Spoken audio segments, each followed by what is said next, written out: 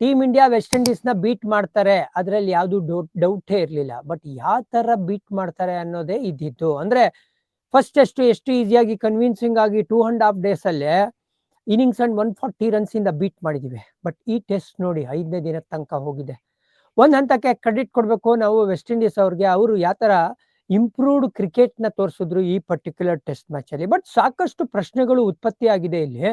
Indian field set ಹಾಗೂ captaincy especially second innings ಅಲ್ಲಿ ನಾವು ಮೇಲ್ಗೈ ಇದ್ರೂ ಕೂಡ ಯಾಕೆ ಅಷ್ಟು ಡಿಫೆನ್ಸಿವ್ ಆಗಿ ಆಡಿದ್ವಿ ಅನ್ನೋದೇ ಒಂದು ದೊಡ್ಡ ಟೀಕೆ. ಶುಭ್ಮನ್ ಗಿಲ್ದು ಜ್ಞಾಪಕ ಇರಲಿ, ಇದು ಮನೆ ಅಂಗಳದಲ್ಲಿ ಫಸ್ಟ್ ಟೆಸ್ಟ್ ಸೀರೀಸ್ ಆಗಿರುತ್ತೆ. ಆಮೇಲೆ ಇವ್ರ ಬ್ಯಾಡ್ ಲಕ್ ಏನಪ್ಪಾ ಅಂದ್ರೆ ಪ್ರಮುಖ ಅಸ್ತ್ರ ಮನೆ ಅಂಗಳದಲ್ಲಿ ಯಾರಾಗಿದ್ರು ಇಷ್ಟು ವರ್ಷ? ರವಿಚಂದ್ರನ್ ಅಶ್ವಿನ್.